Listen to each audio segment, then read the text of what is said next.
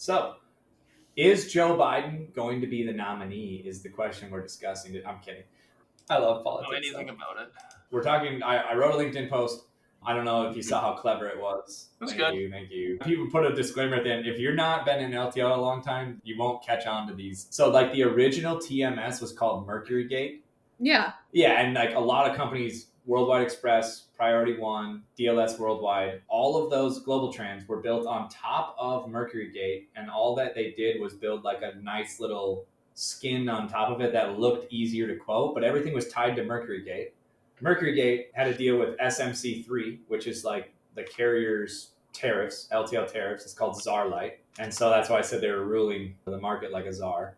Mercury Gate had SMC3, and you could enter in the zip codes and enter in the weight and the class and get a rate pretty much instantly from a rate table that Mercury Gate managed internally. Wasn't API. They kind of owned the whole market on it. They were the first to market, had to deal with SMC3, and they still do, where you could get a tariff with an LTL carrier, send it to SMC3, they would load it, they would rate it, and connect it to Mercury Gate, and you're in business. That's how all the big box brokers started. Global Trans was unique in that they were one of the first to like build their own cloud TMS and not use Mercury Gate exclusively, although they're still connected to them. And then Project 44, which is why I said it was a worldwide project. Project 44 came into the market and said, hey, we'll connect via API to all of the LTL carriers. You can connect to us to get your rates, your dispatch, your tracking, your documents, and we will normalize the call. So you integrate one time to us and we'll integrate to all of your LTL carriers. And instead of Mercury Gate doing it with like rate tables and Excel sheets, it was Project 44 and Banyan Technology, but they were a smaller player. Banyan Technology was first. Lance Healy was the first one to do API connections, and they were actually the market leader for a little bit. Then Project 44, Jet McCandles was the founder, came into the market as a visibility platform, right, for tracking, but they saw that LTL carriers could be connected via API, and then you could replace Mercury Gate with Project 44. And now instead of managing all your stuff in Mercury Gate, you could build your own TMS and not be dependent on just SMC3 and Mercury Gate to get rates. Instead, you could load the same rates in the APIs, and it was a better experience. More accurate rates. One thing that you didn't have to do was fuel surcharges updated every Monday. Mercury Gate couldn't handle fuel surcharge live. So it was lagging. So if you booked on a Friday, the fuel would not actually be correct. It would ship on a Monday and then it's new fuel. And those are only cents, maybe dollars, but brokers had to build that in as a loss if the fuel was actually more than what it was quoted at. So there's billing errors because of that. API, you were getting a quote right then of live fuel with your tariff. It improved billing accuracy. Tracking was way better because Mercury Gate, you would pull the tracking event overnight and it would load and you'd get like one or two tracking messages maybe a day or every other day. Project 44 said, ping us and we'll continually like scrape the carrier website over and over to get these updates, and we'll do the hard work and we'll just pass through a normalized tracking message. So they were the first ones to take carrier tracking messages, normalize them, and pass back like in transit, out for delivery, arrived at destination terminal. All those messages you're so used to seeing now, they wrote the book on how those were going to be normalized because every carrier says something different. Project 44 is like, hey, we'll just make it all be the same. The reason I brought up the topic is because Mercury Gate was toppled by Project 44. Project 44 came in and was like, hey, we don't need to use Mercury Gate. And guess what all these big box brokers then did? They built their own proprietary TMSs. Priority One built Cabo. Worldwide Express built SpeedShip. Unishippers built U1. Global Trans built GTZ Ship or GTZ Fast. I don't know. Echo Ship or something. Echo was Mercury Gate, and then they built their own. And some of them still use Mercury Gate for some of their contract management, but a lot of them moved over to the Project 44 side.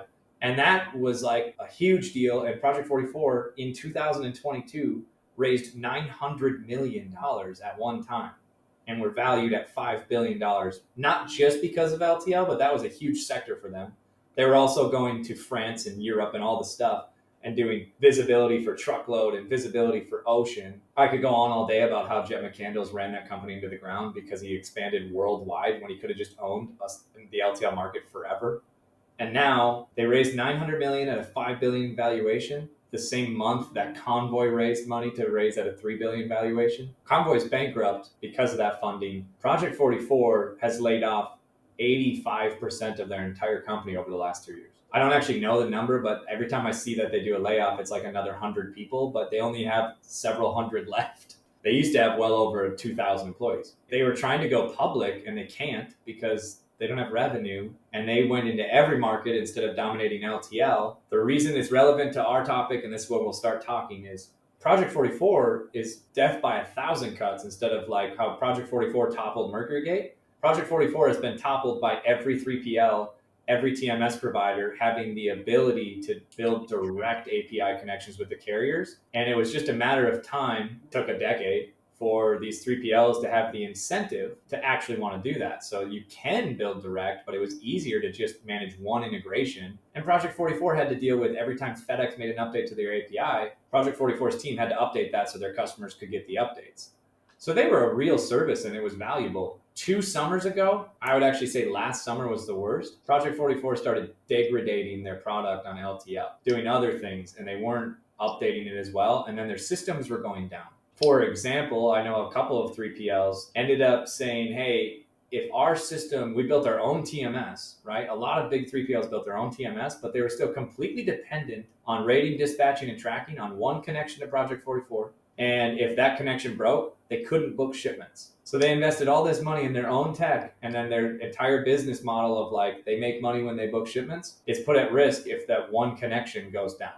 The first reason it was death by 1,000 cuts, all the large 3PLs over the last 2 years realized that they can build in direct. They didn't have an incentive to. The incentive was if they built their own tech and their own TMS and they own the IP on it, but they're completely dependent on a consolidator. If their system is down for rating or like their connections to the carriers, they can't book shipments, they can't make money. Then they had to basically hedge, and they started the process of building directly to each freight carrier. And there's only in LTL 15 carriers that matter. There's probably 65 that the big 3PLs are directly connected to. I would say there's only 15 or 20 maybe that actually have APIs that you can easily connect into. And so the 3PLs just said, hey, here's the roadmap.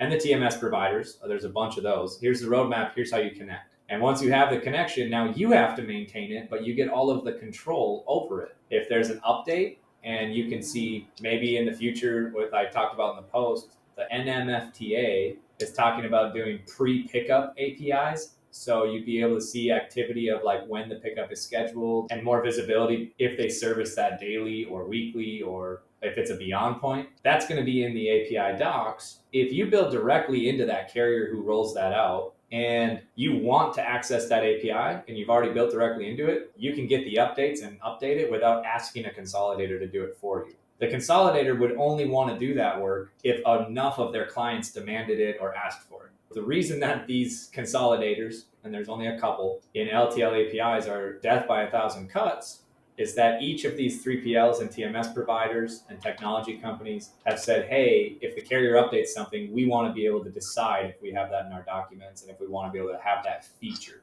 That's my talk about the industry. Now let's make it more specific to 3PLs and how the industry is moving to better visibility for APIs, right? And so right now, the big talk is EBOLs instead of just having the paper document at pickup. Like you can send an electronic BOL via API. But if we can get to pre-pickup visibility with some of the carriers and you can integrate directly with them, then the guessing game of if I schedule this pickup today, will it pick up today? Do they service it every day? Do they service it once a week? If you're directly connected, you can then leverage pre-pickup visibility as soon as it's available instead of waiting for it for a consolidator. In the world of 3PLs and managed trans, a large part of the customer service that goes into what we do for our customers has to do with missed pickups. And it's a very reactive approach.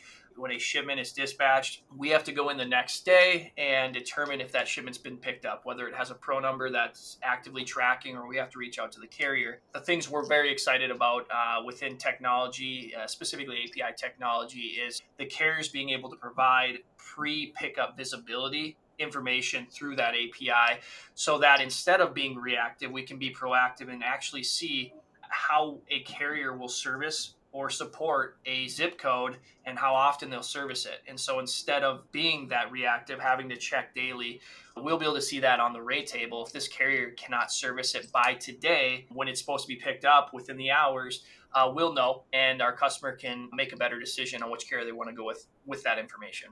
When it comes to managing customers, one of the things that we focus on at Rocket is managing expectation. If we know a carrier doesn't service daily, we can suggest a different option and let our customer choose.